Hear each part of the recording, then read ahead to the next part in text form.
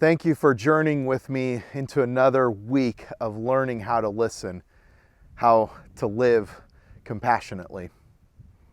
This week we're going to look at a practice that really comes from the Christian tradition from the Middle Ages, so centuries old. In Latin, this practice is called Lectio Divina. If we were to translate that into English, it would be something like sacred reading. So as we had looked at the last couple of weeks, really listening in conversation, listening in dialogue, this practice really isn't so much about the direct experience of dialoguing with another person, but what it does do is it enables us and it teaches us a practice to sit back and let something else read us. You know, we're accustomed to coming to a text, coming to a piece of information, even going to a person and us reading them, letting our interpretations of it guide how we interact with it. So this practice of sacred reading really is a way to step back and let something else read us. It allows us to enter in to a reality that lies beneath just the words of a text. So when we're looking at sacred reading, typically this practice is associated with sacred texts. And the Christian Bible, as it is composed of both the Hebrew Bible and then the Christian New Testament, for many people, these are very problematic texts.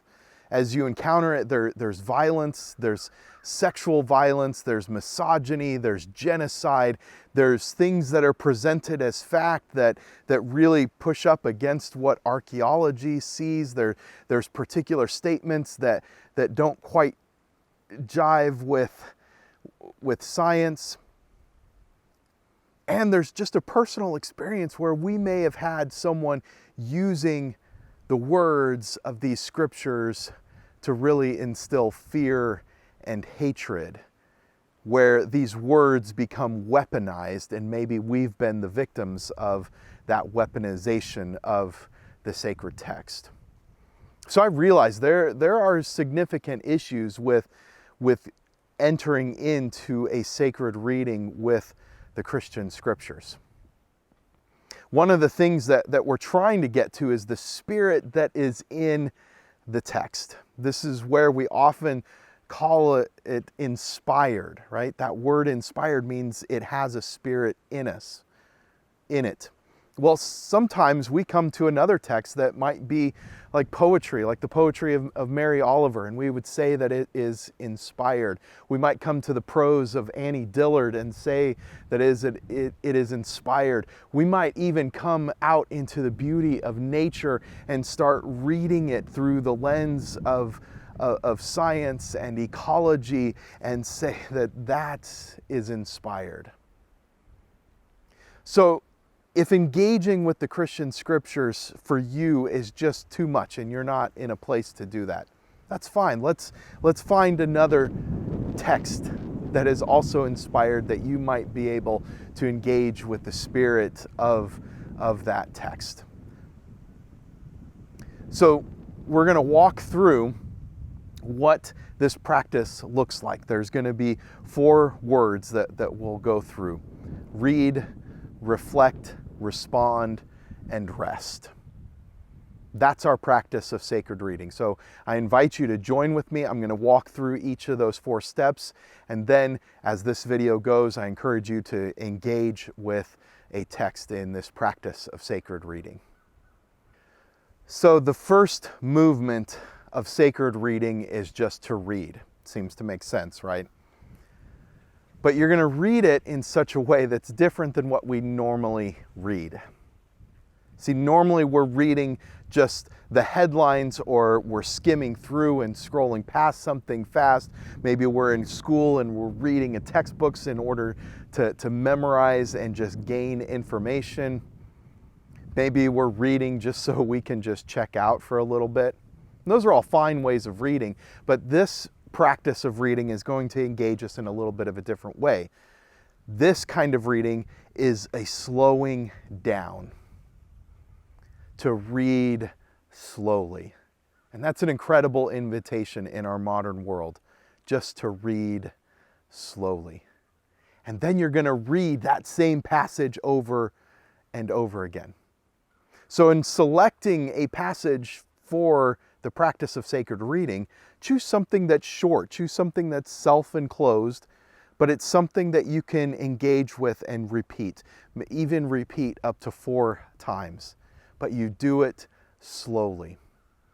The reason for this, again, is not so that we can just memorize, not so we can gain information, but so that we can enter into a relationship with the text and begin to allow the text to start to read us. But read slowly and read it over again, perhaps up to 4 times.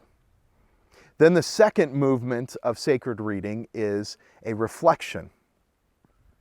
So I like to think of this reflection is really like when you're looking into a mirror and you see your own reflection. So perhaps as you're reading this text, you're going to start seeing things reflected back to you.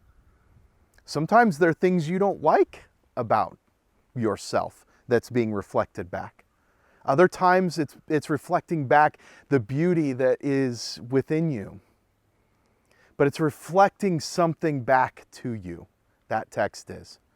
And so first off, you're going to pay attention to that reflection. What is reflecting? Is it a word? Is it a phrase? And then you're going to just start turning that word or phrase over and over and over again in your mind. Almost imagine like you might have a jewel or a rock in your hand, and every which way you look at it is just a little bit different, gains a little bit more beauty. And so you just look at it in as many different ways as you can. You reflect this. So you've read slowly, you're entering into the text, something is being reflected back to you, a word or phrase, and you start turning that over and over again in your mind. Then the third movement at sacred reading is to respond. To respond. So this response, it might be an invitation that is coming forth from that reflection. It's an invitation that's coming forth from within the text itself that's inviting you perhaps into a commitment to some action. Perhaps it's an invitation to a new resolve, or it's an invitation into setting your intentions in a little bit different way. It's an invitation to a practice to try out.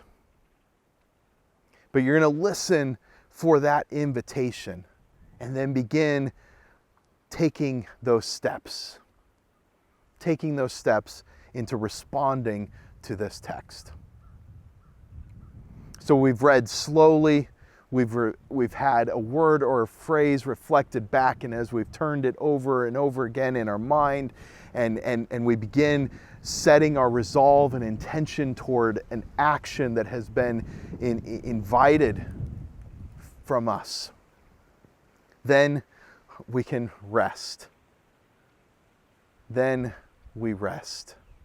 We enter into a silence.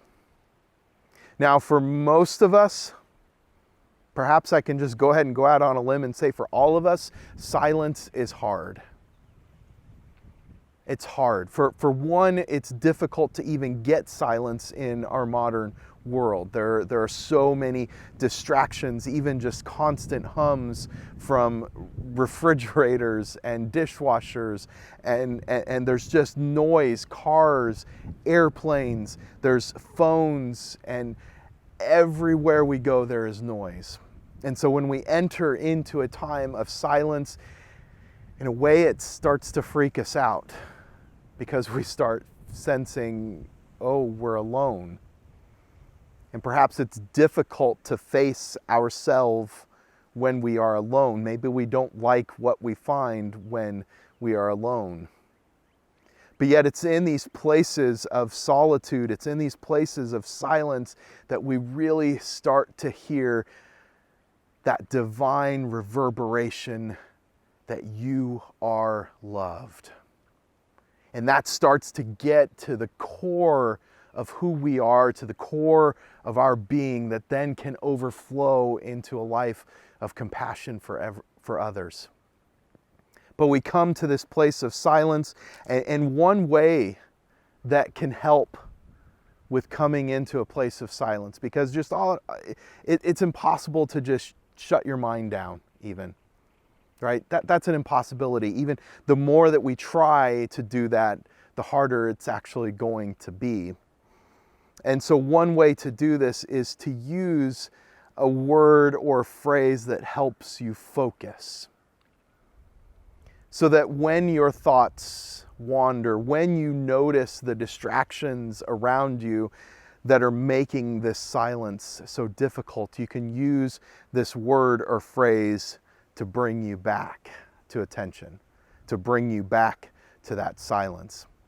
And so as you've gone through your sacred reading with the text, as you've entered into it slowly, as you've begun to let it read you, as you have seen this word or phrase that you've turned over and in your mind, and as you've been invited into a response, an action, perhaps there is that word that is coming out that you want to just hold on to. And you can use that word, and as you sit in silence and you begin wandering, as you begin to feel uncomfortable, as you begin to be distracted, you just use that word to bring you back to focus. So that's the rhythm and the movements of sacred reading. To read, reflect, respond, and rest. It's a practice that is going to allow us to learn to listen. It's going to allow us to develop that inner being that can overflow into a life of compassion. And it puts us in a posture to be read, rather than to be the one who is doing the reading and interpreting, but to be the one to be vulnerable and open to being read ourselves. So this week I invite you into this practice of sacred reading. In the worksheet that accompanies this Facebook post, there are some suggested texts that you can utilize for this practice of sacred reading. So I invite you to give this thing a go. See if it works for you, see if it helps you, see if you like it. Next week, we're going to look at another practice that's called a daily examine.